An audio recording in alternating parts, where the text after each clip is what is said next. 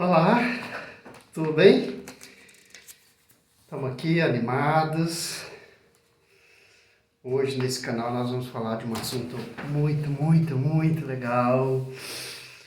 O meu coração se enche de coragem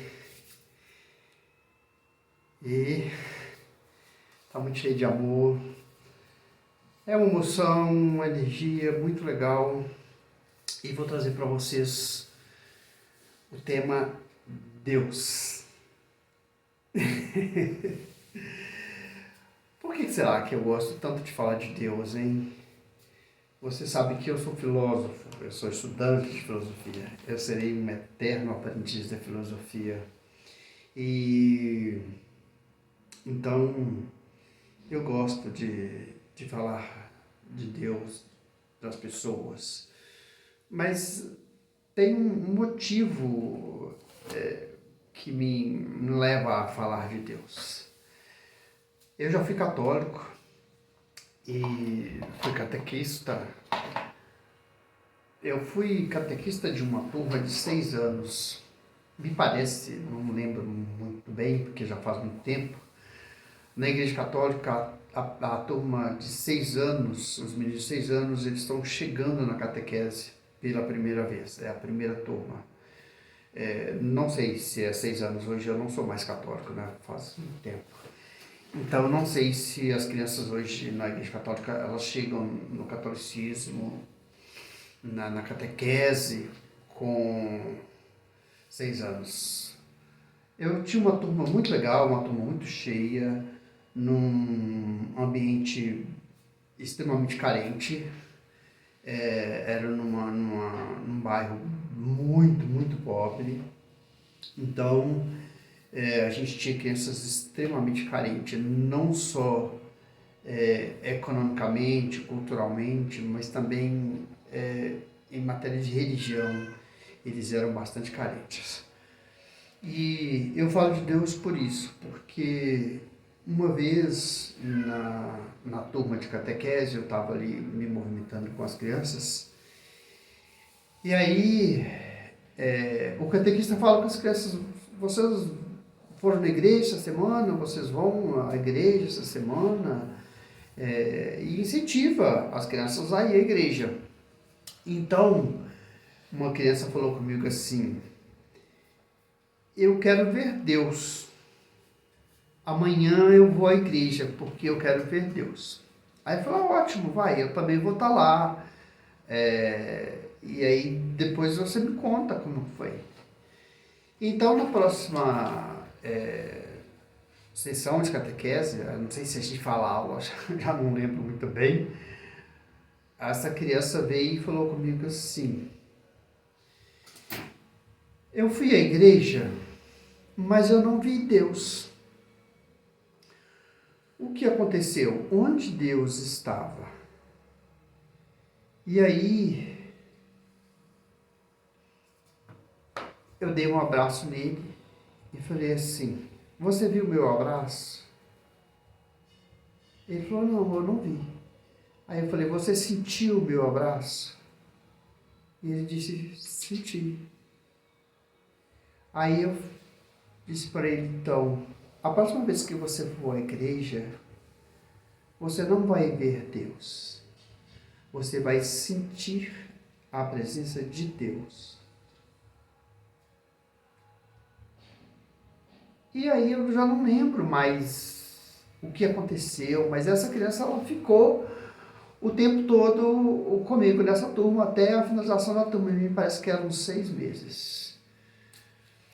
Era uma criança bastante problemática, eu me lembro. Eu acompanhei essa criança, eu visitava essa criança. Às vezes os pais pediam para eu ajudar a ir até a casa deles, interferir, conversar. Mas depois que acabou a minha turma, eu perdi o contato com essa criança. Não sei o que aconteceu. Eu não sei se ele conseguiu levar para si essa frase e se hoje ele deve ter hoje por volta de 30 anos de idade, quase isso. Não sei se ele sente a presença de Deus na sua vida. Então, assim como aquela criança, eu também sentia que eu buscava Deus. Eu buscava encontrar Deus. E eu fui estudar filosofia por causa disso. Um dos motivos que me levou, que me incentivou a estudar filosofia tardiamente, né? Porque eu comecei filosofia com quase 50 anos de idade, foi o fato de querer saber mais sobre Deus, compreender melhor essa questão de Deus. Hoje eu vou trazer para vocês a visão de Deus em Feuerbach, Ludwig Feuerbach, um filósofo do século XIX. Ele nasceu em 1804, viveu aproximadamente 70 anos. Feuerbach, ele nasceu numa sociedade que estava se tornando ateia. Feuerbach foi considerado um ateu. Mas por que Feuerbach, então? Quando a gente vai falar sobre Deus, nós estamos no Brasil. Hello, eu sou brasileiro. E no Brasil, nós somos maioria cristãos. Então, quando a gente vai falar de Deus, em geral, a gente usa a nossa cultura religiosa. A gente fala do Deus cristão. Feuerbach também falava do Deus cristão, e por isso a gente vai falar de Deus partindo desta religiosidade, desse ponto de vista de fé, desta estrutura religiosa chamada cristianismo. Quero deixar bem claro uma coisa. Eu estou usando o termo cristianismo, religião, e eu não tenho absolutamente nada contra nenhuma religião. Eu não tenho religião, mas eu acho as religiões extremamente válidas. Elas têm um papel social muito interessante. Então, cada um no seu momento. Se a pessoa tem a sua religião, aquele é o momento dela, isso é extremamente válido, né? Então, é preciso respeitar a caminhada de cada um, o momento de cada um. O meu momento é o momento de conseguir viver sem a religião, sem a interferência da religião. Mas eu trabalho a minha espiritualidade, né? Eu tenho as minhas ferramentas para trabalhar a minha espiritualidade. Feuerbach, as meninas ficam passando aqui, as minhas gatas na frente toda hora. Esse filósofo alemão incrível, ele disse que aquilo que é finito para a razão é nulo para o coração. E então Deus é considerado um ser infinito. Deus é metafísico. Mas Feuerbach vai trazer uma visão de Deus que parece não ser metafísico. A religião, na época do Feuerbach, já tinha acontecido o protestantismo de Calvino e de Lutero. Então já existia católicos e protestantes. Traz para nós uma visão de Deus que é a imagem e semelhança de Deus. Opa! Não, é o contrário, né? A religião diz assim, que nós, homens, somos a imagem e semelhança de Deus, certo? Só que Feuerbach vai dizer que a teologia é uma antropologia. Nós fazemos uma projeção de Deus baseado na nossa finitude, baseado nos nossos sentimentos, nas nossas emoções, nas nossas capacidades, ou seja, na nossa limitação. Deus é incognoscível, incompreensível, mas a religião, ela traz um Deus que a gente consegue perceber. Então vamos lá. Eu fiz algumas anotações para a gente seguir e não perder tudo, não perder o fio da meada. O ser absoluto, o Deus do homem, é a sua própria essência. O poder do objeto sobre ele é, portanto, o poder da sua própria essência. E qual é a essência do homem? Por exemplo, da nossa alma. Vamos retirar um pouquinho aqui o nosso ego e fazer uma mortificação do ego sem, porém, negá-lo. Porque aí a negação do ego vai ser um problema aí que a gente vai falar daqui a pouquinho. Para Feuerbach, existe a razão, a vontade e o coração. Então, nessa nossa finitude, nessa nossa limitação, nós temos alguns sentimentos. Por exemplo, o amor. Então, nós somos capazes de amar, nós amamos. A gente sai por aí, trombando com o outro e levando amor.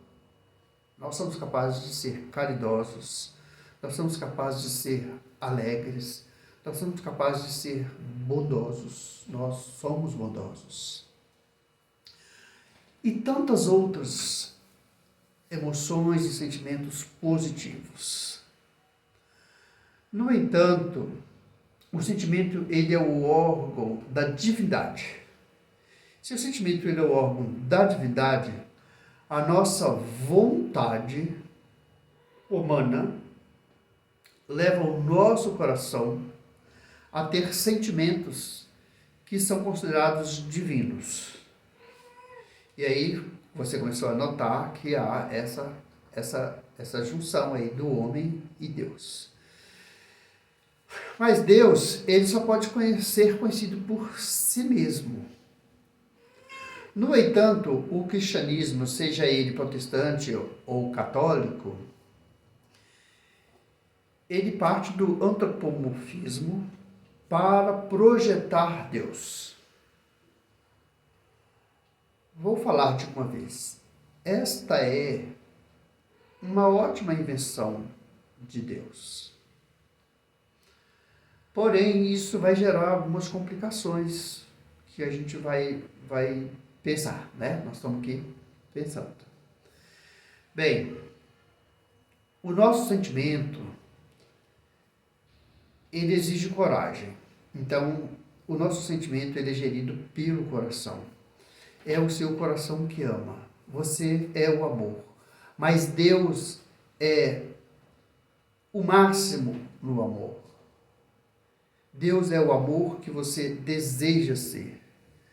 Você é a bondade. Você pratica a bondade. Mas a Bíblia diz assim: bom é Deus. Aliás, a Bíblia diz também: Deus é o amor. E você ama, você é capaz de amar, mas nesse jogo você não ama tanto quanto Deus. Deus ama mais do que você. Deus é o ápice do amor. Esta é a visão colocada pelo cristianismo, correto? Vamos lá para a gente não se perder. Mas Deus, ele só pode ser conhecido por si mesmo. Você precisa de fé, ou seja, você precisa acreditar, você precisa dar crédito. Por quê? O que está sendo falado aqui é doutrinação. Por exemplo, a filosofia, ela não é uma doutrina. A filosofia não faz afirmação, ela faz pergunta. Né? E a pergunta é que move a filosofia. Quando faz afirmação, aí é doutrina. Ok? Então o Feuerbach ele vai começar a colocar essas questões. A essência divina não é nada mais do que a essência humana. Então, já jogando direto,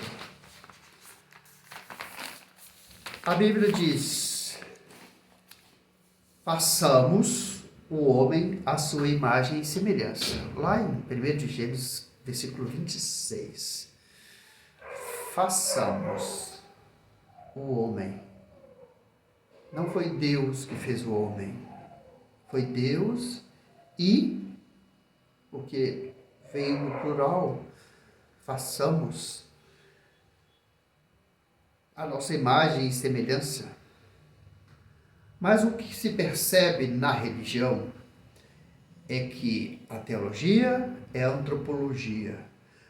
Consegue-se fazer uma projeção de Deus baseado na essência do homem.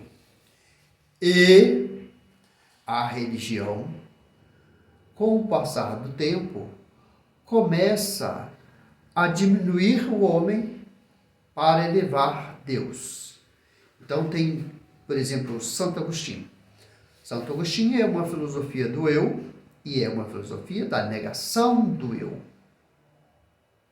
para a elevação de Deus, do ser divino. E aí tira a divindade do homem e exalta a divindade de Deus. O homem vira um vermezinho que depende do ser supremo Deus, que é a sua imagem e semelhança. Que, segundo a Bíblia diz, façamos o homem à nossa imagem e semelhança. O que a religião considera até agora como Deus absoluto, essencial, não é Deus. Por quê? Isso que a religião coloca é uma determinação de Deus. E como assim? Vamos determinar Deus. Ou seja, vamos inventar um Deus e vamos acreditar em Deus. Sem falar que aí a religião usa, por exemplo, as ferramentas chamadas céu e inferno, que só existem na nossa cabeça. O céu é aqui e agora, e o inferno também.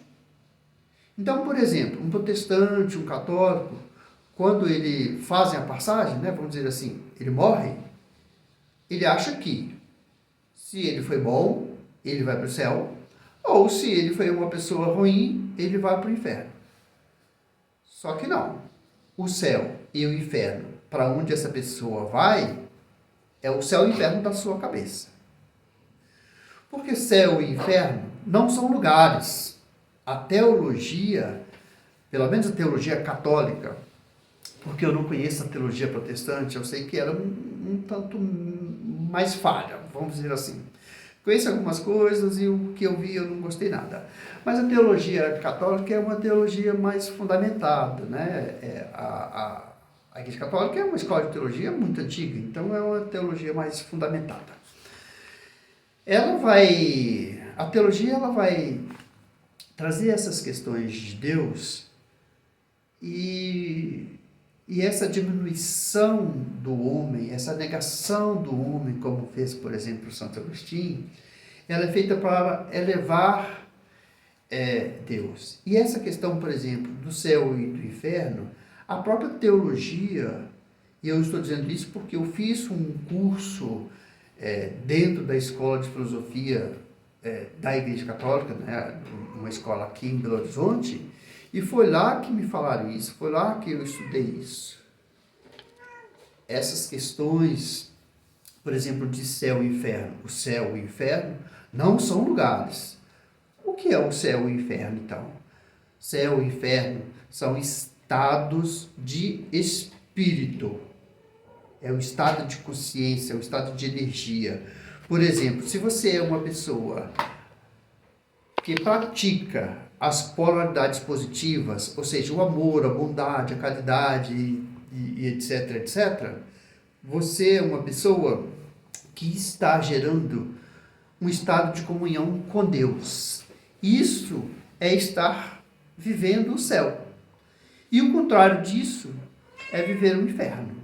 Por exemplo, as pessoas que praticam maldade, as pessoas que cometem sérios crimes, essas pessoas elas estão gerando um inferno mental. e elas viverão dentro desse inferno mental. Esse inferno mental está na sua cabeça. É um estado de espírito. Então ninguém vai para o céu ou ninguém vai para o inferno. A pessoa consegue vivenciar esses estados de espírito de céu e inferno estando encarnado. Ok? Vamos para frente. Então Deus é uma projeção da essência do homem. E o homem é amor, o homem é paz, o homem é caridade e etc e tal. Mas o homem, ele é dual. E, só um minutinho, deixa eu tirar essas meninas aqui. Para. Vai para lá você.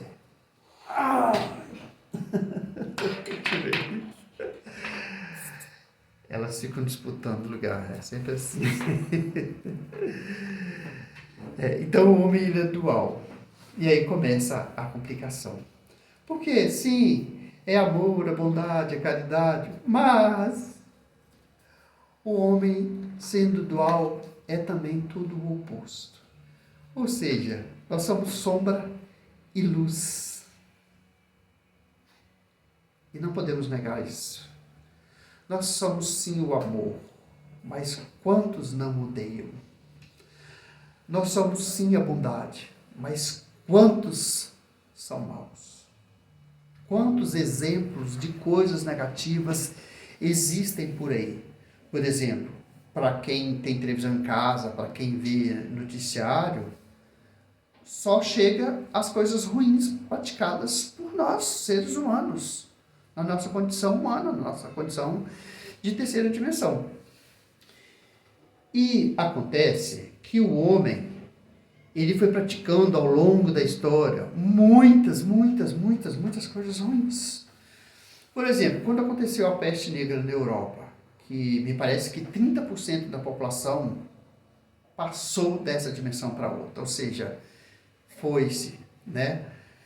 Quando aconteceu o mais recente, por exemplo, aquele evento de 2020, né, que começou lá na China, e aí estourou aqui no Brasil em março de 2020, e muitas pessoas desencarnaram naquele evento, algumas pessoas ficavam questionando, mas cadê? Por quê? Por que ele nos permite isso? Né? É como uma mãe que perde o seu filho aos 8 anos de idade com um câncer, uma doença que assola terrivelmente a nossa condição física. E a mãe fala, mas por que ele permitiu isso? Ele quem? Deus, certo? E aí, como nós somos dualistas e nós praticamos a maldade, o que vem aí no mas que eu coloquei? Que Deus é uma projeção do homem, né? A teologia é a antropologia, segundo Feuerbach. E aí, quando as coisas começam a andar errado, a gente fala, mas e ele? Cadê ele? Cadê Deus? Nietzsche disse o seguinte, Deus está morto e nós o matamos. Opa!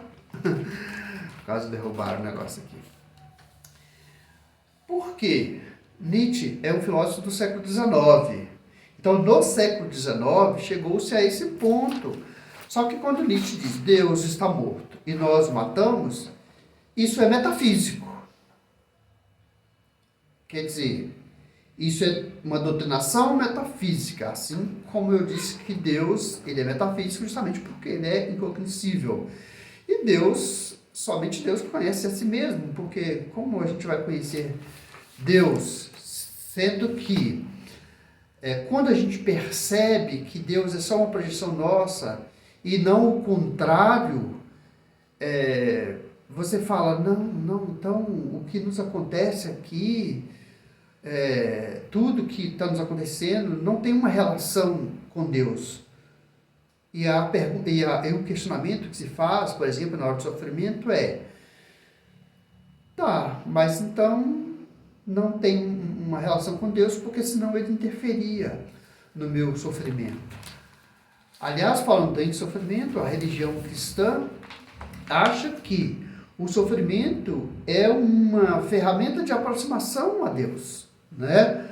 O nosso querido e amado e evoluidíssimo São Francisco de Assis falou uma frase assim, que a dor, ela é a ferramenta, ela é o caminho mais curto entre Deus e o homem. Isso é cristianismo. Eu praticamente posso dizer que eu não concordo com isso. É possível sim evoluirmos sem a dor. E isso vai acontecer. E isso acontece em outras esferas, né, em outras dimensões. Só aqui parece que é uma escola que a gente precisa dessas lições de sofrimento. Algumas pessoas realmente só conseguem evoluir com o sofrimento. Não concordo. Acho que eu consigo andar sem sofrer. Então, quando Nietzsche diz Deus está morto e nós o matamos, é porque o homem chegou num momento da história que ele deixou de acreditar nesse Deus inventado pelo cristianismo, para que o cristianismo pudesse fazer o controle mínimo das pessoas. Sabe-se que na antiguidade a Igreja Católica ela tinha o poder, por exemplo, do Estado. Então a Igreja Católica, e aí vamos incluir também os protestantes, porque Lutero também acabou fazendo algumas coisas, né, em vida que não dava para concordar. E com o andar da filosofia, com o andar da ciência, o ser humano ele conseguiu ir raciocinando e percebendo que, opa, peraí, não é assim. Parece que esse Deus realmente inventado, metafísico, ele não bate. E Spinoza, ele disse assim, Deus é tudo, tudo está em Deus. Mas isso também é doutrina. E não podemos determinar Deus, porque quando Spinoza disse isso, era uma determinação. Eu estou determinando, Deus é tudo, tudo está em Deus. Isso é doutrinário. Pois é, eu, estudante de filosofia, eu não aceito as doutrinas. Mas aí, o vídeo já está em quase 30 minutos, e para finalizar, você pergunta, cara, mas e agora? E você com Deus? Vou responder. Eu sou sim o amor, a paz, a calma. Eu sou a alegria. E cada vez que sou, eu sou com muita excelência. E eu vivo por aí me iluminando as minhas sombras. E eu sinto, aí eu estou falando do meu coração e não da minha mente, que o mais importante não é conhecer Deus. O mais importante é conhecer a si mesmo. E não tem essa de conheça a si mesmo e conhecerás a Deus e o universo. Não, isso também é doutrina. Deixe-me viver e deixe-me experimentar a vida. Eu acredito em Deus? Sim. Se eu disser para você agora que eu acredito naquela parte da Bíblia que diz assim, vós sois Deus, eu vou dizer para você, aquilo também é doutrina. Aquilo também são coisas que são colocadas na nossa cabeça. E aí você pergunta, mas você se conhece? E a resposta é, claro que não. O mais importante para mim é ter consciência de que eu sou um ser em construção.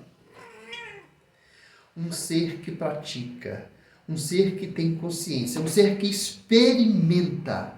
E aí eu estou aqui numa condição de aluno, eu estou numa experiência de terceira dimensão incrível e aprendendo coisas incríveis e evoluindo incrivelmente.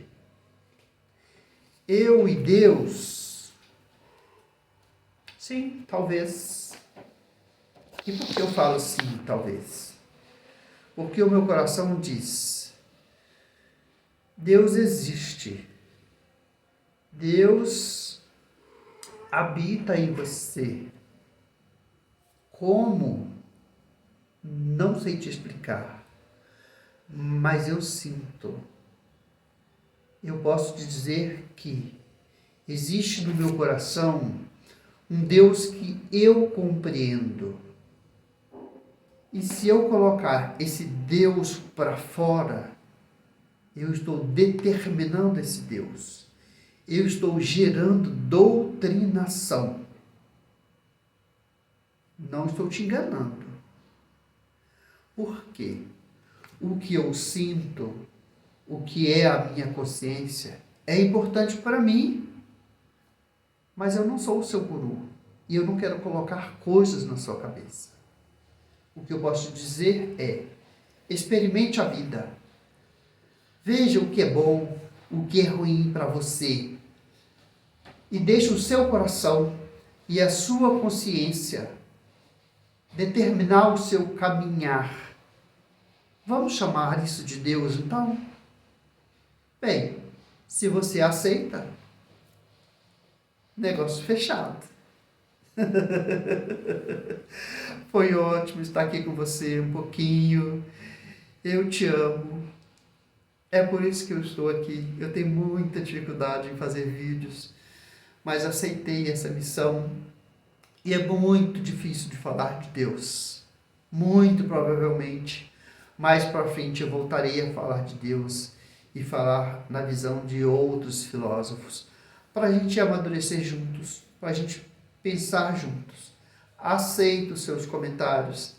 Seja carinhoso, por favor, seja amoroso. Muita paz, muita luz para você. Um abraço.